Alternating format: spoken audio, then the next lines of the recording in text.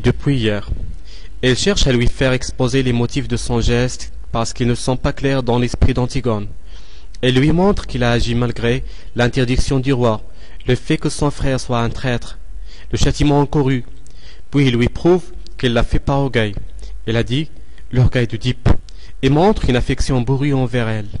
Antigone réfute tous ses arguments et se montre doucement résolu. Je ne joue pas.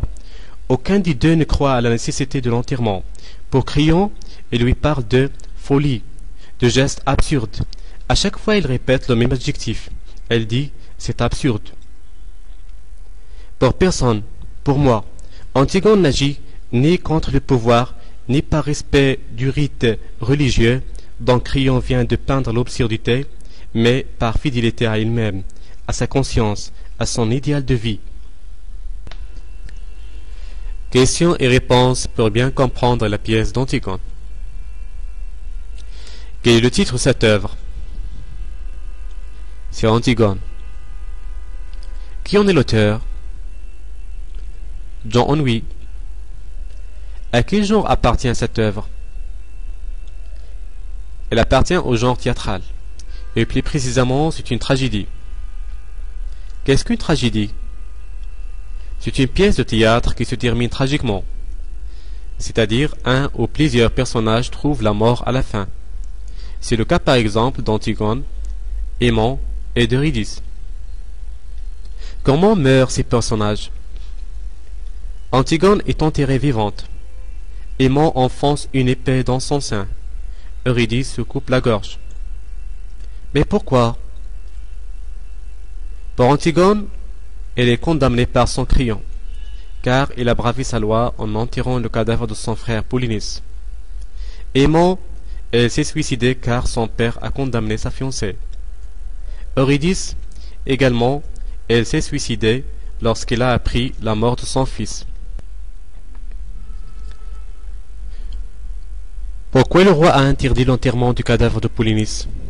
Car Créon considère Polynice comme un traître. Quels sont les personnages de cette pièce? Antigone, Ismène, la nourrice, le roi Créon, Eurydice, Aimant, les gardes et le messager. Pourquoi Antigone s'entête à enterrer le cadavre de son frère? D'abord, elle le considère comme devoir. Après, elle dit qu'il le fait sans savoir pourquoi. Comment s'appelle la chienne d'Antigone? Elle s'appelle Douce. À quelle heure Antigone est-elle sortie pour enterrer son frère? À 4 heures du matin. Avec quoi elle a essayé de l'enterrer?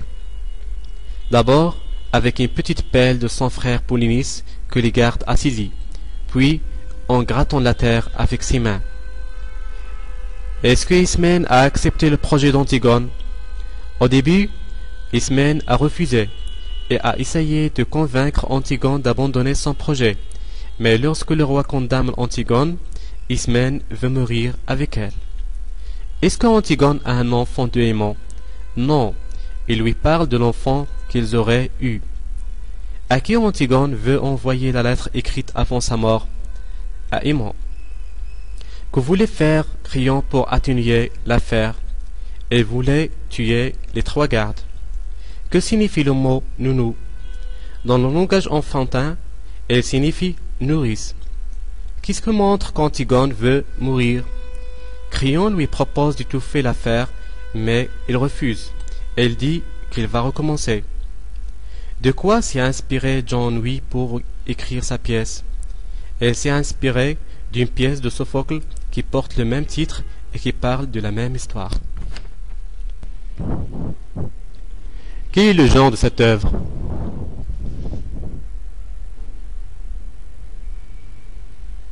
Qui en est le dramaturge? Présentez-le en quelques lignes.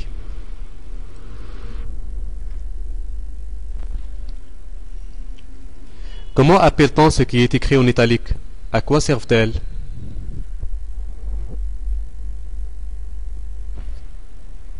Qu'est-ce qu'une tirade?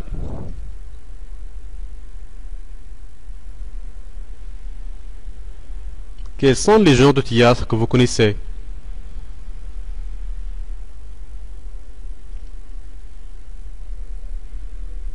Quels sont les personnages de cette pièce?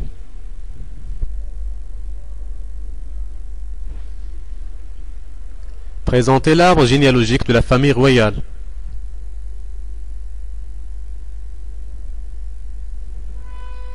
Relevez des expressions qui montrent l'idée et le poids de la fatalité pesant sur les personnages.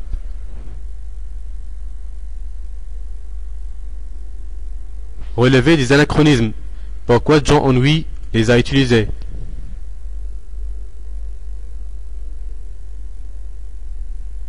Relevez des expressions faisant apparaître l'idée de la solitude.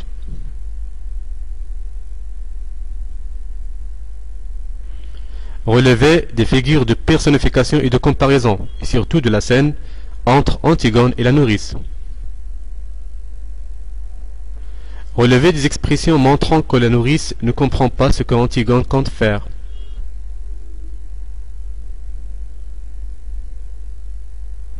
Quel est le lien de parenté qui lie Ismène et Antigone? Quel est le sujet de conversation des deux sœurs?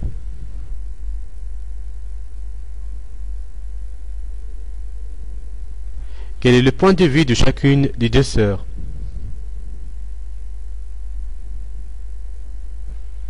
Quels sont leurs arguments?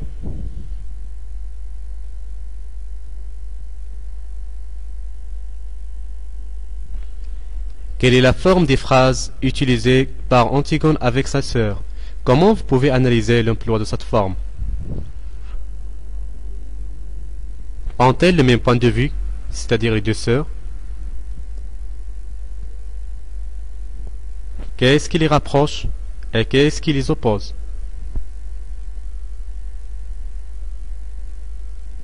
Pourquoi Antigone a demandé pardon à Hymen?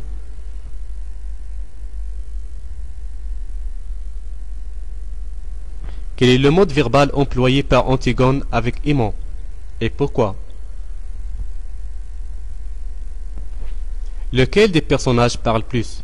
Antigone ou Créon? Et pourquoi?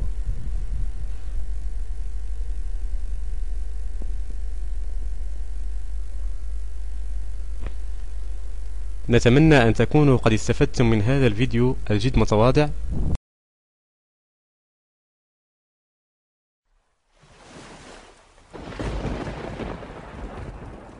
كنت ميتا في بحور الغي والإثم غريقا، كنت عابدا في قيود الذنب مملوكا رقيقا، مد لي الشيطان من أسبابه حبلا وثيقا، منكرات كنت آتيها غروبا وشروقا. كنت ميتا في بحور الغي والإثم غريقا، كنت عابدا في قيود الذنب مملوكا رقيقا، مد لي الشيطان من أسبابه حبلا وثيقا، منكرات كنت آتيها غروبا وشروقا. كنت ميتا في بحور الغي والإثم غريقا، كنت عابدا في قيود الذنب مملوكا رقيقا، مد لي الشيطان من أسبابه حبلا وثيقا، منكرات كنت آتيها غروبا وشروقا. غازت الآثام لحمي ثم عظمي والعروقا، كنت في التفحيط نجما يبهر الدنيا بريقا، أجهدت سيارتي